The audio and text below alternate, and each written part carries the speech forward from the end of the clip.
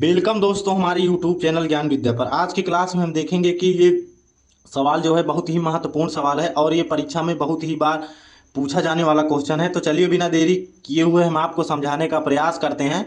उससे पहले अगर आप हमारे YouTube चैनल पर नए हो तो चैनल को सब्सक्राइब कर देना, ताकि हम जैसे ही वीडियो डालें उसका नोटिफिकेशन आप तक तुरंत पहुंचे। तो चलिए बिना देरी किए हुए हम आपको समझाने का प्रयास करते हैं। तो उससे पहले हम एक बार क्वेश्चन को पढ़ लेते हैं। क्वेश्चन है क्या? क्वेश्चन है कि दो वर्गों के क्षेत्रफल का योग 157 वर्ग मीटर है। यदि उनके परिमापों का योग 68 मीटर है तो दोनों वर्ग की भुजा ज्ञात कीजिए। तो इस तरह के सवालों में बच्चों को बहुत ही प्रॉब्लम होती है। तो आज हम एकदम आपको आसान भाषा में समझाने का प्रयास करेंगे। तो चलिए बिना देरी किए हुए हम आपको समझाते हैं और वीडियो में लास्ट तक जरूर बने रहिएगा, तभी आपके समझ में आएगा। यदि आप नहीं देखेंगे तो पूरा नहीं समझ में आएगा। तो चलिए हम आपको समझाने का प्रयास करते हैं। तो सबसे पहले आप लोग यहाँ लिखेंगे हल। उसके बाद देखिए फिर एक बार हम सवाल को पढ़ते हैं, मतलब अब एक एक लाइन पढ़ेंगे और उसके बाद इसकी शर्तानुसार मतलब जो काम इसमें कहेगा करने के लिए हम वो काम करेंगे। तो सबसे पहले देखिए यहाँ क्या कह रहा है कि दो वर्ग। पहले बात तो देखिए दो वर्ग, तो आप यहाँ छोटा से मतलब आप बना लीजिएगा तो आपको मतलब वहां नंबर पूरा स्टेप मार्केटिंग में नंबर नहीं कटेगी। तो यहाँ देखिए कह रहा है कि दो वर्गों का क्षेत्रफल का योग 157 मीटर है। तो पहले पहले हम आपको यहाँ छोटा सा दो वर्ग बनाते हैं। तो देखिए यहाँ पर दो वर्ग बन गया, ये दो वर्ग बन गया। तो वर्ग कैसा होता है? जिसकी चारों भुजाएं बराबर होती हैं। तो मान लीजिए माना दो वर्ग हमने बना दिया यहाँ पर। तो आप मान लीजिएगा कि पहला वर्ग ये है और दूसरा वर्ग ये है। तो इसमें कहा है कि दो वर्गों के क्षेत्रफल का योग 157 मीटर है। मतलब कि इसका दोनों का जो क्षेत्रफल है यदि उसको हम जोड़ देते हैं तो हमें हमें किसके बराबर प्राप्त हो जाएगा? 157 मीटर के, 157 वर्ग मीटर के बराबर हमें प्राप्त हो जाएगा। तो सबसे पहले आप इस तरह नहीं करेंगे, आप लिखेंगे कि माना, पहले आप उसकी भुजा मानेंगे। तो वर्ग का क्षेत्रफल क्या होता है? भुजा स्क्वायर होता है। तो आप लिखेंगे कि माना पहले वर्ग की भुजा। आप लोग यहाँ लिखेंगे कि माना, आप लोग क्या लिखेंगे यहाँ पर कि माना, माना क्या लिखेंगे कि माना पहले वर्ग की भुजा, पहले वर्ग की भुजा, भुजा बराबर क्या होगा? x हमने मान लिया और दूसरे वर्ग की भुजा, दूसरे वर्ग की भुजा बराबर y। अब देखिए हमने क्या माना कि पहले वर्ग की जितनी भी भुजाएं हैं ये x हैं, क्योंकि वर्ग की चारों भुजा क्या होती है? बराबर होती है। और दूसरे वर्ग की ये y हमने मान लिया यहाँ पर। अब देखिए अब क्या कह रहा है कि पहली शर्तानुसार क्या कह रहा है कि दोनों वर्गों के क्षेत्रफल का योग 157 मीटर है। तो मतलब क्षेत्रफल क्या होता है वर्ग का? कि एक्स स्क्वायर होता है। मतलब कि पहले वर्ग का क्षेत्रफल यहाँ पर क्या हो जाएगा? एक्स स्क्वायर, और दूसरे वर्ग का क्षेत्रफल क्या हो जाएगा? वाई स्क्वायर हो जाएगा। तो मतलब यहाँ लिखेंगे कि प्रथम शर्तानुसार, या लिखेंगे कि प्रश्नानुसार, लिखेंगे कि प्रश्नानुसार, प्रश्नानुसार यहाँ पर प्रश्नानुसार क्या हो जाएगा कि दोनों वर्गों का क्षेत्रफल 157 वर्ग मीटर है। तो यहाँ क्या हो जाएगा कि X square plus Y square बराबर 157। और हमें पहली शर्त में यही इतना कहा है तो इसको हम समीकरण नंबर 1 मान लेते हैं। और देखिए दूसरे शर्त में आपको क्या कहा है कि यदि उनके परिमापों का योग 58 मीटर है, सॉरी 68 मीटर है। परिमाप क्या होता है? कि वही उसकी बाउंड्री, मतलब कि जो ये इसकी बाउंड्री है इसी को हम परिमाप कहते हैं। तो परिमाप क्या हो जाएगा? देखिए मतलब कि इसी चारों बाउंड्री को यदि हम जोड़ लेते हैं तो हमें परिमाप प्राप्त हो जाएगा। तो देखिए यहाँ पर बाउंड्री इसकी क्या है कि इसकी x x x x, मतलब 4 बार x को यदि हम जोड़ लेते हैं तो हमें उसका परिमाप मिल जाएगा। मतलब इसका परिमाप क्या हो जाएगा? 4x, और इसका परिमाप क्या हो जाएगा? 4y हो जाएगा। तो देखिए यहाँ पर उनके परिमापों का योगफल, मतलब इनको दोनों को हम जोड़ देते हैं तो हमें 68 के बराबर प्राप्त हो जाएगा। तो हम लिखेंगे द्वितीय शर्तानुसार, यहाँ लिखेंगे द्वितीय द्वितीय शर्तानुसार, यहाँ लिखेंगे कि द्वितीय शर्तानुसार आप क्या लिखेंगे कि उनके परिमापों का योगफल कितना हमें दे रखा है? 68। यहाँ लिखेंगे 4x प्लस 4y बराबर किसके हैं? 68 के है। तो हमें द्वितीय शर्त में यही कहा है कि उनके परिमापों का जो योगफल होगा वो हमें 68 के बराबर होगा।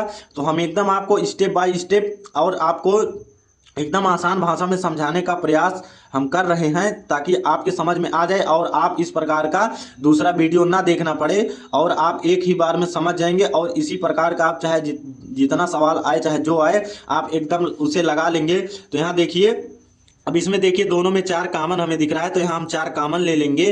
तो देखिए यहाँ से हम 4 कॉमन ले लेंगे तो हमें x प्लस वाई बराबर क्या बचेगा, 68 बचेगा। अब यहाँ पर देखिए इधर 4 गुणे में है तो उधर जाएगा तो भाग में हो जाएगा, तो x प्लस वाई बराबर 68/4। अब देखिए यदि हम 68/4 कर देते हैं तो हमें क्या प्राप्त हो जाएगा कि हम इसे 68 को 4 से भाग देंगे तो हमें क्या प्राप्त होगा, 17, क्योंकि 17 चौके 68।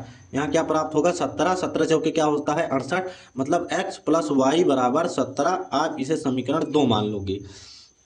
तो अब देखिए जब इसे आपने समीकरण 2 मान लिया तो अब देखिए हम यहाँ से या x का और या y का मान निकालेंगे और समीकरण यहाँ पर 1 में ले जाकर रखेंगे, तभी हमें यह मान प्राप्त होगा। तो हम देखिए आपको एक एक स्टेप समझा रहे हैं और आप उसी प्रकार इसको समझते चलिए। तो यहाँ देखिए हम मान लीजिए कि x बराबर यहाँ पर निकालेंगे तो हमें x बराबर यहाँ से क्या प्राप्त होगा, 17। देखिए यहाँ पर 17 है और y इधर प्लस में है और उधर जाएगा तो माइनस में हो जाएगा। तो इसको समीकरण 2 रहने दीजिए, आप इसको समीकरण 2 मान लीजिए। तो देखिए यहाँ पर अब समीकरण 2 का मान मतलब x का मान जो हमने समीकरण 2 माना है, अब x का मान हम समीकरण 1 में ले जाकर रखेंगे। तो आप लोग यहाँ क्या लिखेंगे कि x का मान समीकरण 2 में रखने पर यहाँ क्या लिखेंगे कि x का मान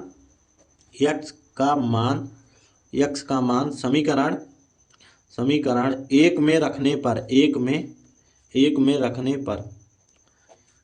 रखने पर अब देखिए आप जब x का मान यहाँ पर समीकरण 1 में रखेंगे तो x के स्थान पर क्या लिखेंगे कि 17 माइनस वाई।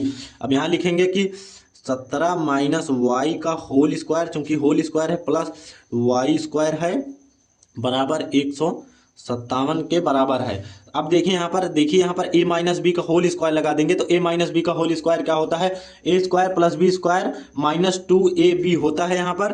तो देखिए 17 का स्क्वायर क्या हो जाएगा, 289 हो जाएगा यहाँ पर, प्लस बी स्क्वायर मतलब वाई स्क्वायर माइनस 2ab, 17 दूना 34 वाई हो जाएगा, क्योंकि बी के स्थान पर क्या है, वाई है, प्लस वाई स्क्वायर बराबर 157। अब देखिए यहाँ पर 157 यहाँ पर प्राप्त हो गया तो इसे हल करते हैं। अब देखिए यहाँ पर क्या हो जाएगा कि Y square minus 34 Y plus Y square. अब यहाँ पर देखिए 157 में से 289 घट जाएगा। अब देखिए जब इसको घटाएंगे तो हमें माइनस 132 प्राप्त होगा और इधर देखिए वाई स्क्वायर और ये वाई स्क्वायर, यहाँ से 2y स्क्वायर हो जाएगा। तो देखिए यहाँ पर 2y स्क्वायर हो जाएगा माइनस 34y बराबर माइनस 132 आपको यहाँ से प्राप्त हो जाएगा। अब यहाँ पर देखिए इधर इसको हम बराबर के इस तरफ लेकर आएंगे तो यहाँ पर क्या हो जाएगा कि 2y square minus 34y plus 132 बराबर 0। अब यहाँ पर देखिए इसमें 2 हम कॉमन है तो दो यहाँ से हम कॉमन ले लेंगे, क्योंकि देखिए सब में 2 से भाग चला जाएगा तो 2 यहाँ पर कॉमन ले लेंगे तो हमें क्या प्राप्त होगा, y स्क्वायर प्राप्त हो जाए, चूंकि 2 से 2 कट गया, माइनस यहाँ पर क्या प्राप्त होगा 17y और प्लस यहाँ पर क्या होगा 66 बराबर 0, क्योंकि हम 132 में यदि हम 2 से भाग देते हैं तो हमें 66 वाई प्राप्त हो जाएगा। अब देखिए यहाँ पर 2 घात समीकरण बन गया। अब आपने 2 घात समीकरण को हल करना सीखा ही होगा कि जो यहाँ पर लास्ट वाली संख्या लिखी रहती है इसका हम गुणनखंड करते हैं। तो गुणनखंड इस प्रकार करेंगे कि यदि हम गुणा करें तो हमें 66 प्राप्त हो और जोड़ दें तो हमें 17 प्राप्त हो। तो देखिए 11 छाकर 66, यदि हम 11 में 6 से गुणा करें तो हमें 66 प्राप्त होगा और यदि हम 11 में 6 को जोड़ दें तो हमें 17 यहाँ पर प्राप्त हो जाएगा। तो देखिए मान लीजिए आपको यह नहीं समझ में आता है ये कैसे हुआ, तो हम आपको यहाँ पर बताते हैं छोटी सी ट्रिक के माध्यम से। इसका आप गुणनखंड कर लीजिए। यहाँ पर आप वहाँ पर नहीं हल करेंगे, आप वहाँ पर पीछे रफ में हल करेंगे। तो देखिए यदि हम 2 से काटेंगे यहाँ पर तो हमें क्या प्राप्त होगा, 33 प्राप्त होगा। फिर 3 से काटेंगे यहाँ पर 11 प्राप्त होगा। फिर 11 से काटेंगे तो हमें क्या प्राप्त होगा, 1 प्राप्त हो जाएगा। अब देखिए इसका जोड़ा क्या होगा, 6 हो जाएगा और इसका 11 अकेला है तो 11 अकेला हो जाएगा। अब देखिए 11 छक्का 66 हो जाएगा। यदि हम 11 में 6 को जोड़ते हैं तो हमें क्या प्राप्त हो जाएगा, 17 प्राप्त हो जाएगा।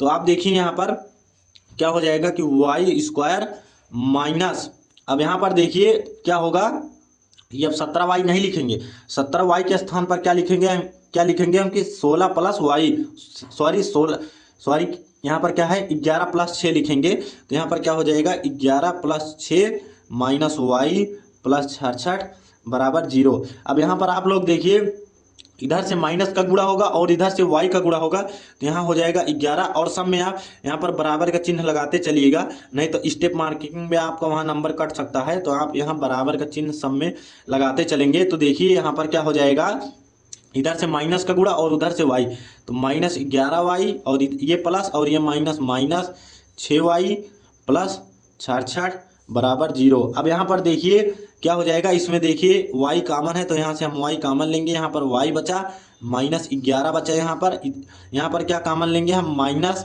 6 कॉमन लेंगे। तो यहाँ पर क्या आपको प्राप्त हो जाएगा, देखिए यहाँ पर 6 प्राप्त होगा और यहाँ प्लस और ये माइनस क्या होगा, माइनस, यहाँ पर 6 प्राप्त हो जाएगा बराबर 0। अब यहाँ पर देखिए आपको क्या प्राप्त होगा, यहाँ पर देखिए आपको एक बार ये मान लेना है और एक बार ये वाला मान, तो यहाँ y माइनस 6 हो जाएगा और यहाँ पर क्या हो जाएगा कि y माइनस 11 बराबर 0। अब यहाँ पर एक बार ये वाला आपको 0 रखना है और एक बार ये वाला आपको 0 रखना है। तो यहाँ देखिए क्या हो जाएगा कि 0 माइनस 6 बराबर 0 और यहाँ से आपको क्या प्राप्त होगा, y बराबर 6 यहाँ से आपको प्राप्त हो जाएगा। अब आप लोग देखें यहाँ से जब y का मान यहाँ से 6 आ गया, तो आप लोग एक बार आपने y को मान रखा, मतलब y बराबर 6 रखा, मतलब कि y माइनस 6 बराबर 0, तो बराबर y का मान एक बार हमें क्या प्राप्त हो गया, 6 प्राप्त हो गया। चूंकि दोनों ही मान प्लस में है तो हमें दोनों ही मान एक बार 6 रखना होगा और एक बार y रखना होगा। तो अब देखिए यहाँ पर हम y माइनस एक बार 11 को रखेंगे यहाँ पर, तो देखिए यहाँ पर क्या करेंगे, एक बार हम लिखेंगे कि y माइनस 11, इसको एक बार हम 0 के बराबर रखेंगे, तो यहाँ से हमें क्या प्राप्त होगा, y बराबर हमें 11 प्राप्त होगा। तो मतलब दोनों ही मान हमें यहाँ पर प्लस में प्राप्त हुए हैं, तो हमें दोनों ही मान यहाँ पर रखना होगा। तो यहाँ से देखिए हम एक बार यहाँ लिखेंगे कि y बराबर 6 रखने पर, y बराबर 6 रखने पर, y बराबर 6 रखने पर, अब y का मान आप देखिए यहाँ से, अब y का मान आप देखिए यहाँ से कि आप किस समीकरण में रखेंगे, आप समीकरण 2 में रखेंगे तो x का मान हमें प्राप्त हो जाएगा। वहां से देखिए y बराबर क्या है कि 17 माइनस y, तो यहाँ से देखिए यदि हम y का मान यहाँ से रखते हैं तो हमें यहाँ से x का मान प्राप्त हो जाएगा। तो हम y बराबर जब 6 रखेंगे तो यहाँ से हम एक बार पहले इसको लिख लेते हैं, x बराबर 17 माइनस y। अब देखिए यहाँ से हम एक बार y बराबर 6 रखेंगे और एक बार 11, तो y बराबर 6 रखने पर हमें x का मान तब क्या प्राप्त होगा, देखिए यहाँ से 17 माइनस 6, तो यहाँ से x बराबर हमें क्या प्राप्त हो जाएगा 11। मतलब यदि हम एक बार y का मान हम 6 रखते हैं तो हमें x का मान प्राप्त होगा कितना, 11। तो यहाँ से आप लिखेंगे कि x बराबर 11 और y बराबर क्या लिखेंगे कि यहाँ से 6 लिखेंगे। एक बार आपका मान ये आ गया और एक बार आप क्या लिखेंगे कि y बराबर हमें क्या रखेंगे, y बराबर हमें 11 रखने पर, यहाँ पर आप लिखेंगे कि फिर से y बराबर 11 रखने पर, y बराबर 11 रखने पर देखिए हमें फिर से क्या प्राप्त होगा कि, तो x बराबर क्या लिखा गया कि 17 माइनस y, तो हमें y के स्थान पर क्या रखेंगे 11। तो देखिए यहाँ से 17 माइनस 11, x बराबर क्या प्राप्त हुआ 6। अब यहाँ से देखिए जब y बराबर आपने 11 रखा तो आपको x बराबर 6 प्राप्त हुआ और y बराबर 11 प्राप्त हुआ। तो यहाँ से देखिए दोनों ही मान विपरीत आए हैं, तो यहाँ से देखिए दोनों ही मान विपरीत आए हैं, तो मतलब कि एक बार हम इतना रखेंगे तो हमें ये प्राप्त होगा और एक बार इतना रखेंगे तो हमें ये प्राप्त होगा। ऐसा हमने क्यों किया, ऐसा हमने इसलिए किया क्योंकि यहाँ पर देखिए जो y का मान है वो 0 के बराबर यदि हम रखते हैं तो हमें दोनों ही मान हमें प्लस में प्राप्त होंगे, तो इसीलिए हमें यहाँ पर दोनों ही मान रखना पड़ा। तो मुझे उम्मीद है कि हमने जितना समझाया है उतना आपके समझ में आ गया होगा और हम आपको एकदम आसान भाषा में आपको समझाए हैं और स्टेप बाय स्टेप आपको हम समझाने का प्रयास किए हैं। तो मुझे उम्मीद है कि आप लोगों को एकदम समझ में आ गया होगा और कमेंट में ज़रूर बताना कि आपको यह सवाल कैसा लगा और हम मिलते हैं अपने अगली क्लास में।